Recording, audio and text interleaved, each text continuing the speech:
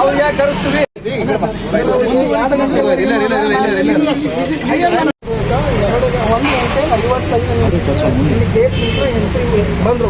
ಬಂದಾಗ ಪೊಲೀಸರು ಏನಂದ್ರು, ಇಲ್ಲಮ್ಮ 1:15ಗೆ ಬರಬೇಕು ಹಿಂಗೆ ಅಂತಂದ್ರು. ಇಲ್ಲ ನೋಡತ್ತೀವಿ ಕೇಳ್ತೀವಿ ಅಂದ್ರು. ರಿಕ್ವೆಸ್ಟ್ ಮಾಡ್ಕೊಂಡಿದ್ದಕ್ಕೆ ಪೊಲೀಸರು 1:15 ಸರ ಕರೆಕ್ಟ್.